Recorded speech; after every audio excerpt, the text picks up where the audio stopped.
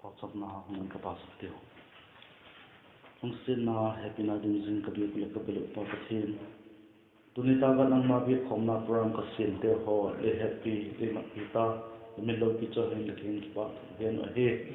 Ang mathin tho simding le gen khomding kisin sa.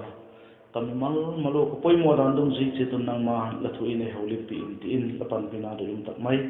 kalal pa do tak mai jesu minin lakin ka don ahe. Amen. Rombong som de na sang ko ki pathin som ni tin sumitena romte kina apostle Paul le kathot bung som de panina sang ko pathin sang som de ni tin hi maksim komiteno romte bung som de ni sang ko ki padat som de ni maksim komitiu sumtiu le happy na chu doha pang lo hian la til phalo chu ho in la apha chu to de tau in una ki happy na tak chu nei in nun ne takin kingai na tu che un la kiza tu dan thin takin khom chi tau in kukal na lama kilep hat lo in lung thim taka kipum pi in lalpa na chu sem un kinep na lama chun kipa taka umin thok na lama chun thok zo takin gun chu takin pau chak jingon i bible chang sim thak na chetin sidin pan chan chitun mari song pi pan la tulai khovel hi ya ta hi le khang to ma zina hetna pilna technology hi ta le banglamin le akhang to zung ma ya thil lui te ho cha bei zung zin golin akilanga hilele abe thelo thil pakhat au ma je chu da ma sin je chu bang hem kile mihing te lung thim si na mihing te ki he pi thelo na du am na phat zo ut na ti te ho he abe the po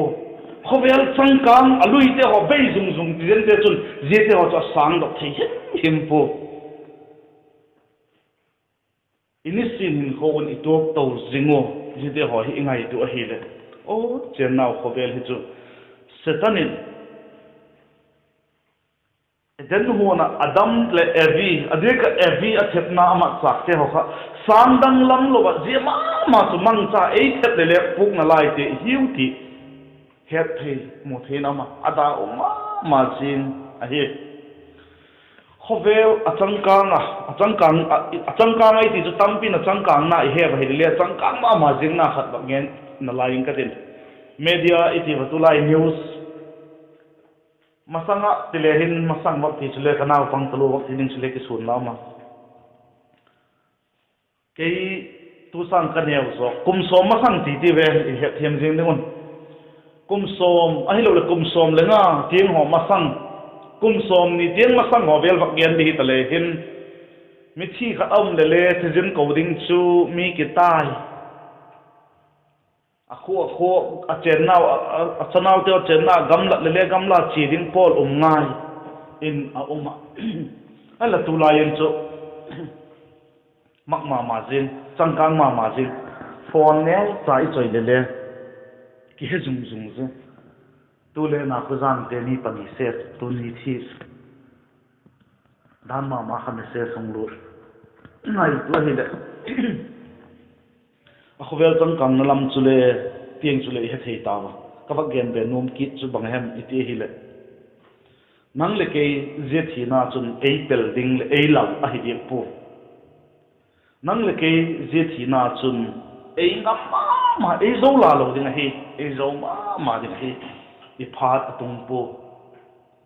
pathianin a happy na to ei hin sak nak lai hi zo hi ti hi chang le igel do u I bible chang sim now tu kuma adeka rombung som ni na chang ko ki pada isim to su ko he christian te na chu ki ti a he je te ho hi ei man inei na em je khowela hing ding a hin tak ai lo le je khowela hing dinga hin kilom ka hin alai na em je pathianin tepte ta ka sakte Christian te tepte na Christian khat ka hi ka kiti tangala Christian te ei tepte na achun ke le tepte in kom na em ti te ho ikingai to zel dingin dayum ka sama ma zinga khowela hin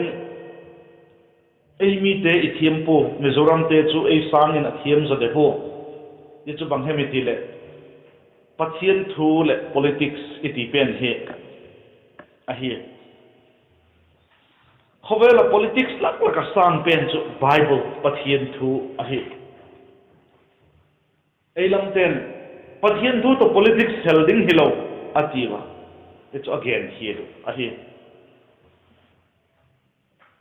politics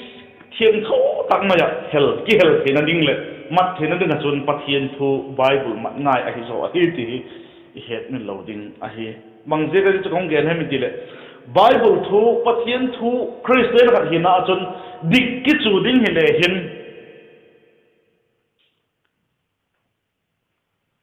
ki chu zeng ding a hat zo thelo ding khopa ki chu thei ding in Bible hin chemi ki chan ding le asik thau a hi ai la ei ma mi mal ta ka ei ma sila phe na sabten conscience ati pau kha sila phe theina inei na pe na khan Pathianin ei hel biak zo zini chule sel gu gom thei lovin taksa chun sel gu thei I hawa mi bol lo le abol bol ni koi theya mi gen lo le gen bol ni koi thil tak mai sel gu thei hil le lal pa ki ni din tak le lal pa ki ngai chi ni tak le ide chu sel gu thei pon tin ale nga aman padak ding a hi ti e Bible e gen pika khovel ton kan dan te ho le thil tum te ho chu jing ni tak lam le igen be thil gen be din koi zoi ten e Bible sang sim na chun happy na chu do ha pang lo hi han la ati do ha pang lo happy na chu korin thot khat na bung som le thum na igen ta li ve lam sermon khan igen ta thil phalo chu ho win la pha chu du ta win ati chang ko nan thil phalo khot a pha tu de dinga hi dan le igen ta chu u naw ke pi na tak chu de hin non nem takin kingai na chu che tun la ki za to dan thi takin khom che ta win ti ji chang som na hi le igen ta wa hi le igen zo pu non ne takin kingai na tu che tun la ati unaw ke happy na tak chu nei di ka igen zo ta non ne takin kingai na tu che tun la e ti khowela he mi hing te hi nun nem ki chu le hin chu khowela he avoiding pon tin bi jek ding a hi nun nem ki sak na lai ta kai ta po na hi kha se ka hi ra kha ta ken le ki hek sau le hi mi chu le a ken da tang ke mi chu o hek le kai khu pastor kha to pastor li ki ho de mo e vai phi te hi a ki ho le mo pastor li in le you have to be humble avak te hi I am humble ki jing hi le ki ho zom the lo na ki kheno laki ngai nem ding hi ati hi ki ngai nem hi la ti jing le chu loi pa ngai da ni ke lo ma chun kheno ki ho zom the lo vin bang ma bol zom the lo vin a umo nun ne takin ki ngai na tu che tun la 89 hin supite bangul lungthim ehun inei em Bible hin khan khu dol ding le again hoya tu igen ho chule khan khu ki ton le tak sa I hin sunga poi mo te ho a hi example dingen thuthum lui hun lai ba gen len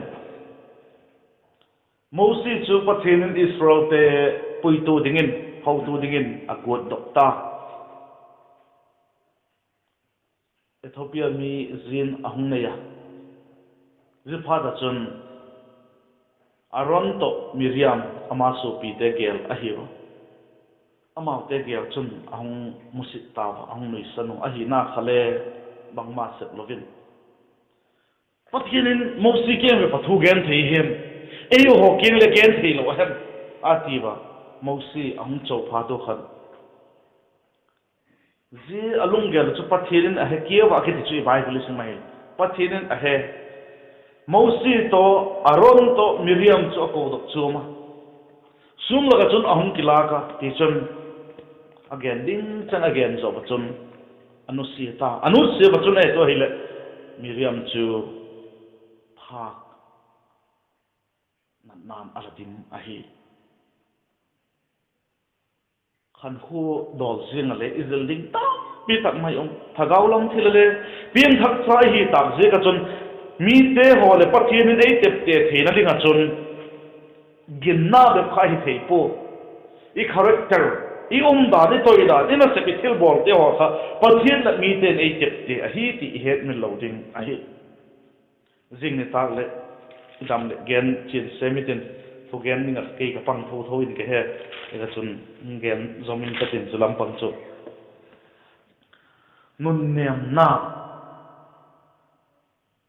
nun nem takin kingai na tu che tun la ei ti supite kingai na tak na nga sa bium sun chu bang hem mitile nun nem na he kingai na theina dinga sa bium sun chu nun nem na a hi ti het meloding a hi mi hu ham khok sak na be te ho chu min angai na tak thei lo ho hi ngai lewle ngai na tak sang thei lo te a hiu ti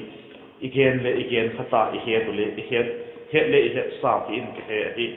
ye ka chun ei ma chi ki ngai tu hi tin ji a dinga poi mo chu bang hem taksa ko sak dan jeng ale pathianin ei la siam dan te mosi miriam chu au nu a he aron chu anau ting tan tin amau kala thil tung te ho che da hi le zil ding ta pi tak mai ma nun nem na lung thim kha aron le miriam khan ala nei le thil tu te kha chang lo ding tuk lo ding a hiu ti mu the pathian ki pa na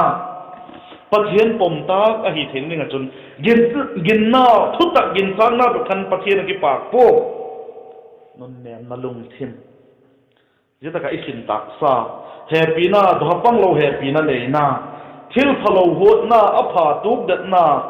unaw ke happy na tak nei na no ne ta ka kinai na tu na jete ho chun pathin akipak saka hi jete ho chun pathin ei tep te in mi te ne chil thei pam ding a hi ti I het min loading a hi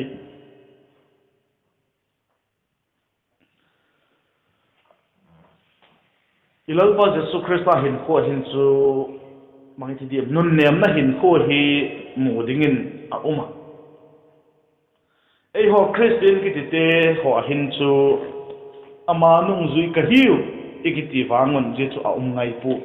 izil thak ding poi mo ma singa hi ti I het min loading a hi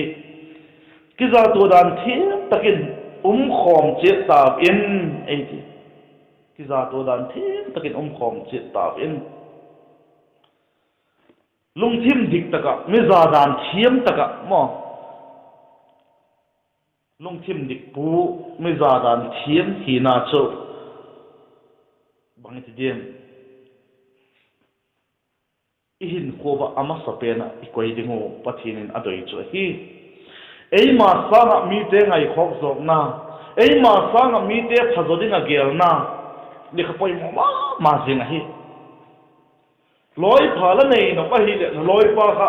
la tak san angaya la loi pa la kin mo jing la tak sam lo jing a hi chun loi pha ki nei thei lo ding la hi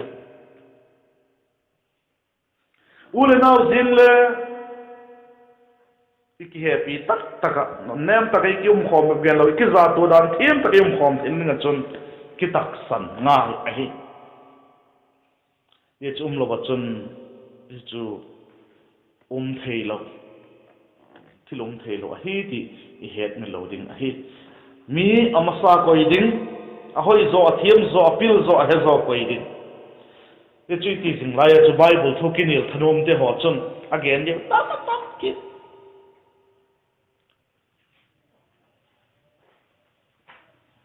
nào pang tile hin ineo layo inoten bible sang ai bai hat sak masak chu bang hem tile nào pang te holal pa chun la nu le la pa te thu zo mun ti hi ka bible sang bai hat masak pe na hi ti cheng cheng khut tung ding tile tam zo pil le ki mai the hi ken kasu ta ka ngai to hi le japan khu chu cha te sang nu le pa na bai hat masak zo ne hi ti hi ka ngai to nan oma ye khu ka cha te ma san ka bai hat sak lo a hi le ama hi thau Sunday school hem ai lo le khoi lam mong chu le mo ni pai thau ingai to hi le je khu lalpa chun la nu le la pa te thu zo mun ti hi je kha nu le pa te lalpa chu zo ko hina em lalpa chun yen kol na rem dik poi mo hi je ka chun ka ti je kol de chun nun nem ta ka kingai na ding ki happy ding hi jing la ya mi phazo koi ding pil zo koi ding zadan thiam ding ki ti la ya chu ei pui dan dik lo ve di ti ding tam tak sanding ka ti le hi thei lo chu ti ding mi tam Bible in lalpa chuna ti chuna ahi lo le Bible to ki tu po chuna ti pa ding ta tak mai om hovel ahi dan ka gen kha hovel tangka nga thil lui te be zung zung le sian na phat lo na pi kha be thei lo ei ma win a cheng jinga ji ka chu je kha ma hi je ka chu je te chu is zo unga ya hi chang som ni ka na chun gilo na tha joi nom kin la phat dan gilo na chu tha zo zo tan ei ti kha imatunga hi je tak chule pathian avai hom ding pa hi ve ama tiran chum che phot leng ka loi pha ka ho tu che phot leng pathian avai hom ding hi ve ti tien kho pa kha gilo na pe na kha ti tha zo sak lo phat na kha tha zo ki ngai niam na je kha izo de poi ma jinga hi ti ngen no ki no ma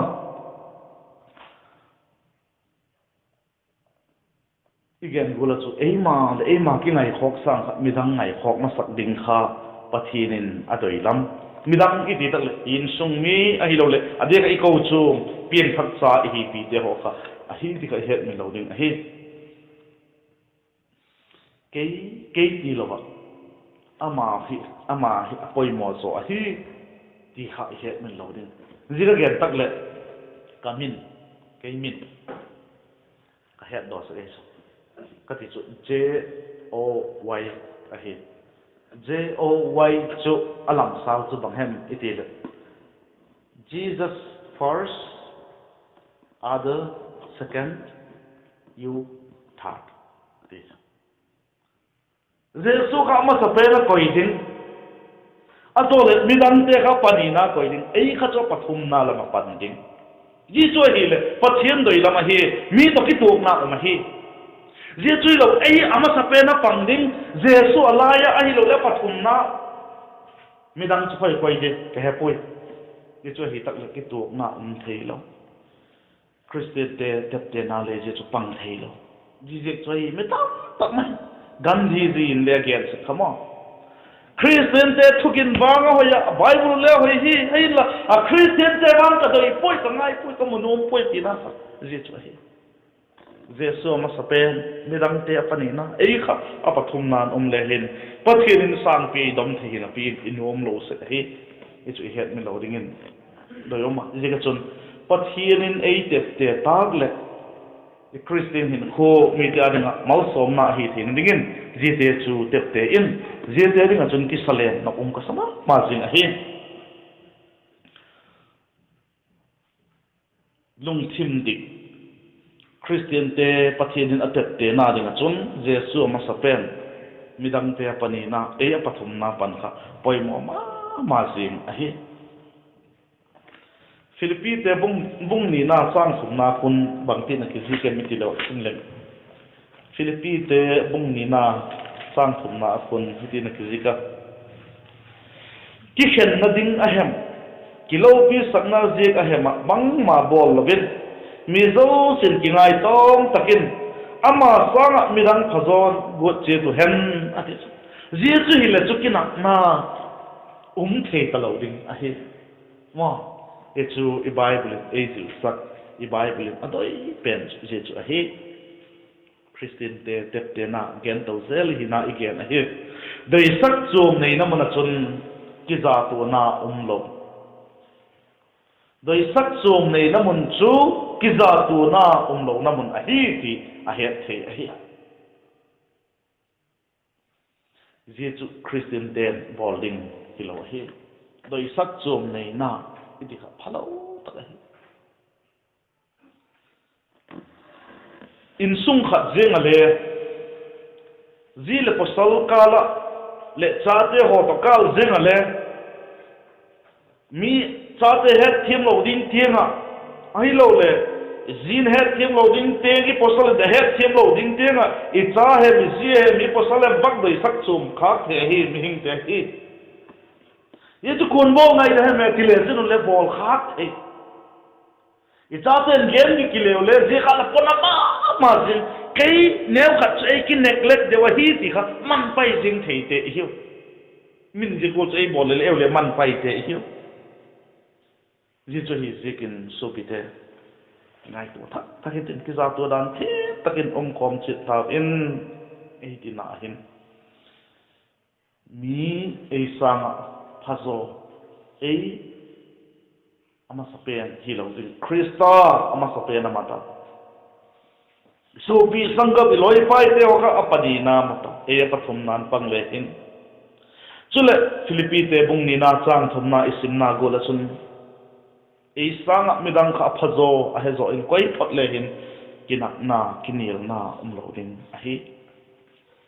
chu Christian te TEPTENA chun pang ding hi chang som de khat na chun Google na lama kilep hat lovin ati Google na lama kilep hat lovin bang hitale Christian te set ding Christian te dan ni ki lom ta phata chun kilep hat lovin ati na hi lung thim ta ti tak na to set mai din a hi Christian te set ding dol Christian te bolding dol te o kilep kom a bolding hello Google tak mai pan mai ding a hi Jesu ha panin ka pang hi tile chinle kum za khat le siam man lo ding la hi lalpana set na chun kum za khat siam man lo po ma ding la hi tu da ka begin sungam te le kum som nga pathian dai ko ta pathian na set na chun Google takin kilep halwin pangin ka tile chun le kum som nga siam man ta lo ding atingam a hi Jesu hi le bang je ka kilep lep na lai di mo Google na lama kilep hat lovin ati ikum thupiu ning kuma tu kuma a he spends ning kuma ikum thupiu kha bang he hen la yu jan bung ko changli ta kha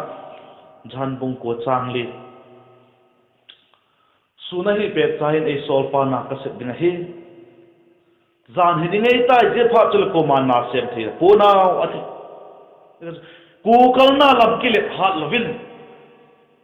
suna hi pe chain lal pa na ka the to ka Google ta ka set ding hi a chu ti loi le zanum tukin tin je tak chule sem thi ka lo ding ka hi suna hi pe chain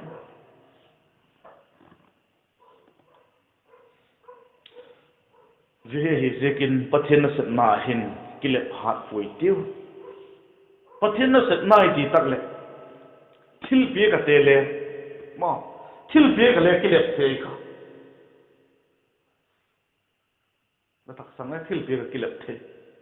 ananya le safra te nu pan chule thil pe ka choki le po azu wa ge no thi ji mu khala kilep the hi ti choki chen chula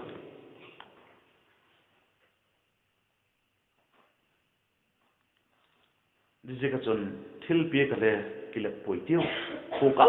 takin tik takin min amau le amau e ki gen akigen wi le tin tino eu chu eu ma i hi je kun milang ka gen sangin an sel no gen den alo hi som nga ting lo a hi le fraction ho a hi je khan aman ma lo se house rent le bang ma lo si kat zo se ka to khom le som nga ting lo a hi le asoma khat pena kha min bon so mani le bi hi gen ji fraction om lo ding a chun sanga spetan ka ati aphai kati ei dong se ka against aphai ating lo piak wang chu aphapui a hi chu a hi chat khial lam piak chawang pathin pi hi zikit aphai kati te guys kilep ngai pathin ei pe pa chula pathin ei mal soma aman som la ka pakhat be dot la ya kilep khom ko ma pin nak lai chu pathin ki pak din ka tak sang lo se hi ji ka chun ku kal na la ma kilep hat lovin thil pi ga lai ku kal sangi tiu kilep lovin sep din bol na ti le begin kai din ti le bible sin ni ti le paul sab din ti le kilep hat lovin pang tiu ku kal na la ma pathin ta sep man christian te sang ni ga kilom bol ding dol te ho zo se sun kilep hat lovin pang tiu thil pha khat lagena zithil pha chu lagen na ten doi lo talew le lagen na te la doi sakna je ka zo thil phalo khat la bela la bagen git le ngai pui kilap se ngai pui lagen pa igen pa ka chi zon zel le dik mai ti chu pathian doi lam Peter to Paul chang chin iheva Peter kha zantel te laka missionary masa alahi zantel te lakina oma zantel te umdan go lo khanum komen chanjin phagen theina helitin ala uma aile Paul chi phara chun Paul chun Christian pin thak cha nung zui ka hi tingala jigola chun lom hi ti ang takin langsal takin afawa ahin la zi avawna kha lungthim thien ku kalna lama kilet hallo panggel hi zi kon amau ten akingai na tho hi hun nung la min akigop ki tho hi ichu ngai hi emi te hopi hi ichu ahingai pu da ma se ku kalna lama kilet hallo na thi ku kalna ati chu aphalo lam hi lo ba aphalam ta phot pathian pong tak lam ta phot ka ku ka panding hun sort pi se man ta loading sem the loading tele hi zikin pan nga hi ti het mi loading a hi kile phat poi tiu pathian na set ma hin taksa ale thil pe kele thugen ale ha pani pan ni ma hi kal ki son vel khole bible seminar hole nei ding hi wa ikile na ding tam le thầy tọp số ít bằng tiêu Pathian bom ta Pathian Christian te TEPTENA ti thupi Bible isim nawa hi zigin bằng tiêu Galatia bung buk sang som na chun mga genem iti le tin ki gena Galatia bung buk sang som na chun chuti chun hunlem changi nei dan danun mizo si chunga thil pha bol che thitiu ginna in kon pi teu chungin bol di thitiu ei hi kile phat lovin boncho takin thil pha bol hi tiu I thei dan lem sang nei ro seven pathian doi lam sem hi tiu ei dina hi Thessalonica te thotni na chun le tin ki gen vaccine na lai le Thessalonica te thotni na bung thum san som de thum na chun hitin akigen bung thum na chang som de thum na chun so pi te ho lang ho wang thil pha bol chin cha ki in ei ti so pi te ho ati chuko te Thessalonica ko ko chom te be pa hilo eyole hiu nang le la hi ji ga chun so pi te ho nang ho wang thil pha bol chin cha ki in e ga chun thil pha bol chin cha poi tiu a ho ta ka pathianin sok pha le ginum la bol phai ti kha e chan the na ri gon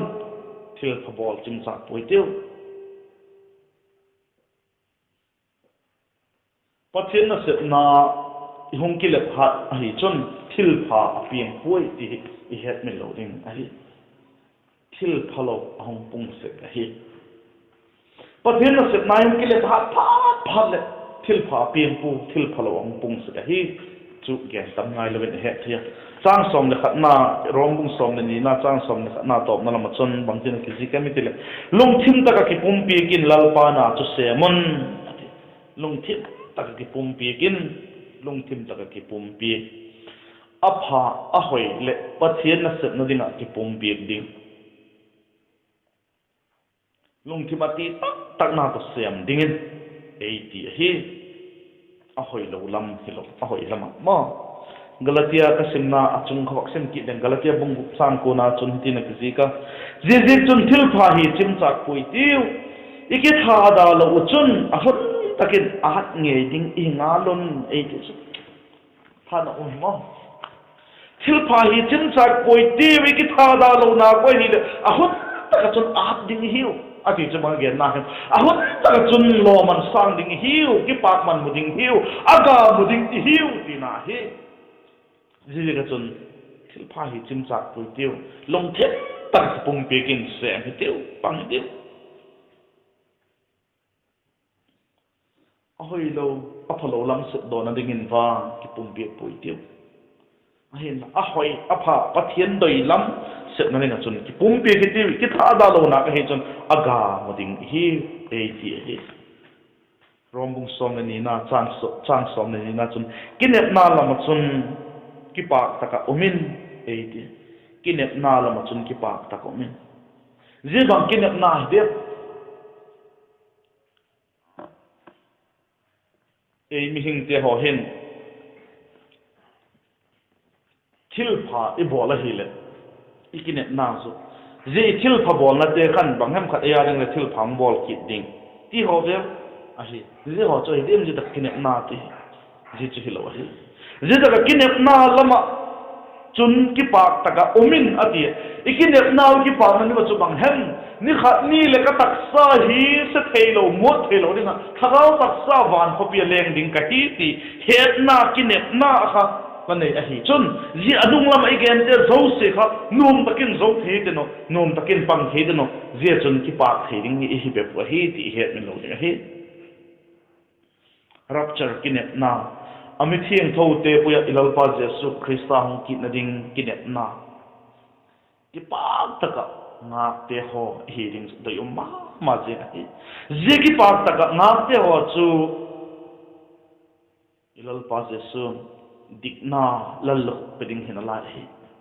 ma je kinep na lama